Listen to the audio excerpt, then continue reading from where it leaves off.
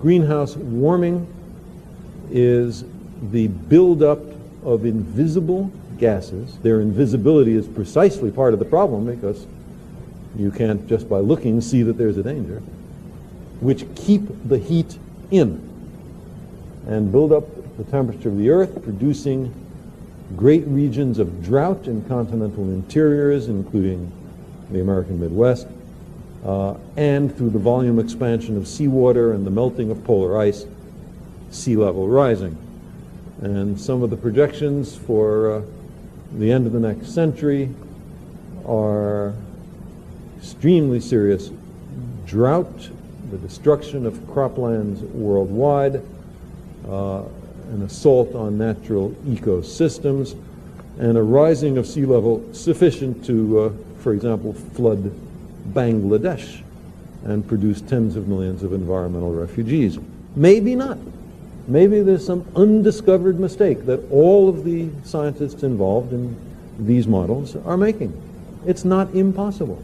We can't be 100% sure. But which is more prudent? Which is wiser? To do nothing and hope that a mistake has been made?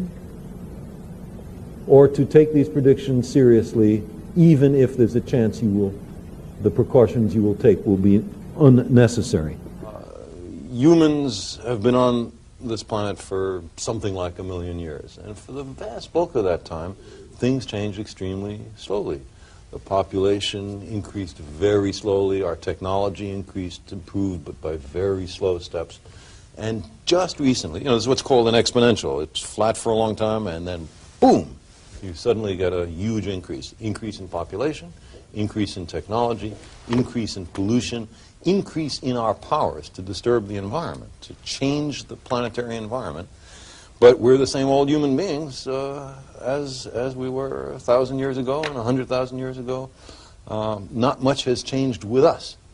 And so it's very hard for us to catch on that there's a new situation and we have to adapt to it. On the other hand, that's one thing we humans are good at, adapting, figuring out. We're smart. That's our principal advantage over all the other species. I mean, we're not faster, stronger, better diggers. We don't fly all by ourselves. What we do is figure out and build because of our hands.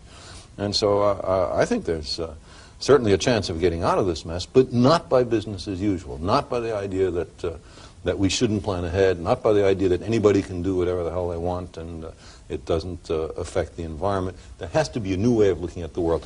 Ultimately, we're going to want to phase out fossil fuels. We're going to want to convert to an alternative energy economy. And what that is, we can still discuss, but in my view, it is unlikely to be nuclear power for all the obvious pollution concerns. And much more promising is solar power, which produces no greenhouse gases and does not involve radioactivity and is already economically competitive with fossil fuels if we take account of the environmental cost of the burning of those fossil fuels. That's the kind of technology we should be after.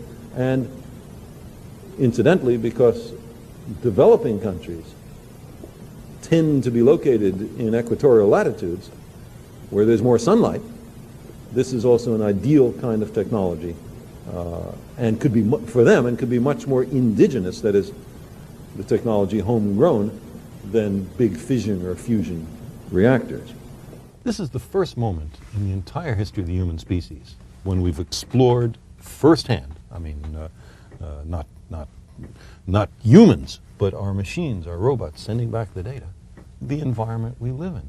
We have examined every planet from Mercury out to Neptune.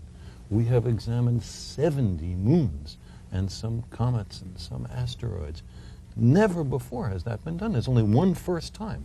That's our generation. But what has it taught us? It's taught us, you take a look at Venus, you see a world with a surface temperature of 900 degrees Fahrenheit, produced by a massive carbon dioxide greenhouse effect, and never again will you be tempted to believe a radio talk show hosts who say that the greenhouse effect is something invented by Somebody's liberals. imagination is That's not a right, danger. by liberals. You look at Mars, and you see a planet without an ozone layer, in which ultraviolet light from the sun has in effect fried the surface so that even organic molecules cannot survive there. And never again will you say that there's no danger to The puncture in depleting the our ozone layer, ozone right. layer. We learn about our world by examining other worlds. Well, what's your personal opinion? You know, put you on the spot a little I'm bit. a scientist, so I say I go where the evidence goes, not what I personally would Well, like what to. is the evidence I- as you interpret it? I would love to believe. Your theory. I would love to believe that there was a God who made us, who's looking out for us, And loves us. loves us, We need takes love. care of us, and Makes us intelligent, guides us, and because keeps we're in us. such a mess. We're doing things so wrong. Then we would be relieved of the responsibility of taking care of ourselves. The voice would come from up above and say, don't pollute the "Stop atmosphere, stop the polluting, get rid of chlorofluorocarbons. nuclear Right. weapons." That's right. But that does not seem to be the case. We have to solve our own problems. We have to solve our own problems. Now, on the question of the origin of life, there's been some very interesting progress made. On the early Earth, there are two different ways in which the stuff of life, the molecules that lead to life, are made.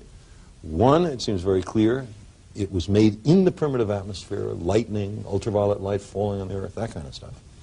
And the other way is, it fell from the skies. Because at the time of the origin of the Earth, comets, a lot of debris was being swept up. The solar system was there was a lot more traffic in it than there is now. And a lot of that debris, we know from the exploration of Halley's Comet, for example, comets are very rich in organic matter. So the stuff of life was falling on the Earth. Now, is that the hand of God or not? Well, if you believe in God, God established the physical laws of the universe, and chemistry is a consequence of physics, so all those molecules that led to life were made by God. It's possible to believe that. I'm not opposed to that idea, but I just say there is no evidence for it. And where there's no evidence, I say keep an open mind.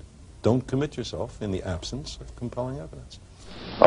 There's not a single verified or checked out report which is at all connectable with the possibility of extraterrestrial life. It doesn't say that I think extraterrestrial life is impossible. Quite the contrary. I think that many of the stars in the sky have planetary systems. We know enough now about the origin of life to make it appear likely that life arises naturally on the vast bulk of these planets. It's possible, but by no means certain, that life on many of these planets evolves into beings which are as advanced as we, or more advanced.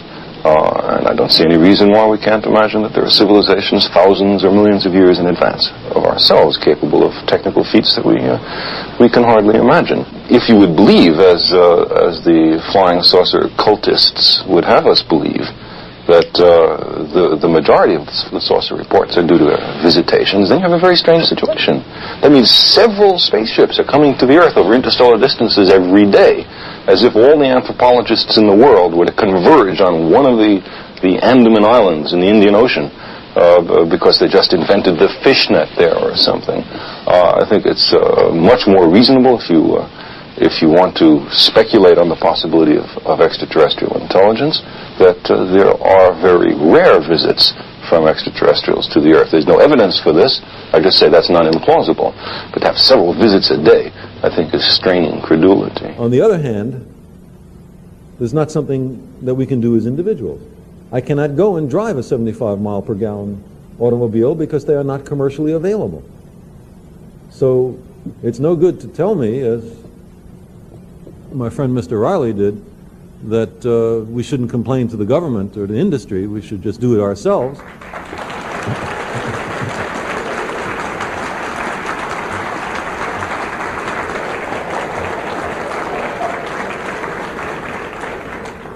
How shall I go about by myself driving a 75 mile per gallon automobile? I'll be glad to take instruction on this issue. I'm ready. But seems to me this requires some activity in Washington and Detroit. Now, I want to say there is a historical perspective which suggests, as bad as our problems are, the nuclear arms race, the environmental issues, as bad as all that is, there is some reason for hope. There was once slavery on the planet. it is largely gone. There was once human sacrifice. There was once the divine right of kings. There was lots of stuff that today we consider... Oppression of women. Absolutely. I'm sorry I didn't say that. All of that is changing. And we can change these issues too, because our lives depend on it. We're smart enough, we're dedicated enough to do it, but not by sitting on our duffs. We have to really work. If there was no concept of having stewardship of the earth a million years ago, today there is at least a very great need. If you stand back from the earth, as those Apollo astronauts did in the late 60s, and photograph the earth from a distance in space so you can see the whole earth, there's this blue aura that you can see surrounding the daylit hemisphere. And it's just the atmosphere seen edge on. And what is most impressive, what many astronauts have remarked upon, is how thin, how fragile, how vulnerable it seems. The thickness of the Earth's atmosphere compared to the size of the Earth is about the same as the thickness of a coat of shellac on a library globe of the Earth. There isn't much air. And so we now have the prospect of inadvertently endangering the life-supporting environment, the environment that supports the human species and many other species, of committing what religious people sometimes call crimes against creation. Another aspect that I think is tremendously important is those photographs of the Earth alone in space, fragile, blue world, in this vast blackness, this vacuum, velvety vacuum of space. And it's clear, it's very thin atmosphere. It's so sensitive to the depredations of human beings. You look at that and you say, hey, that's only one little world. We don't have anywhere else to go. No other planet in the solar system is a suitable home for human beings. It's this world or nothing. That's a very powerful perception.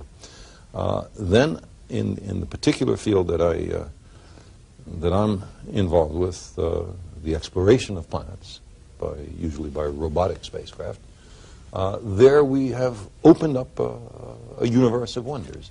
We have looked close up at dozens of new worlds, worlds that we never saw before. And unless we're so stupid as to destroy ourselves, there are going to be people exploring those worlds. There are going to be human habitations on those worlds. We're going to be moving out into space in the next century. And I'm fortunate enough to have played a role in the first preliminary reconnaissance of the solar system. That's a terrifically exciting thing.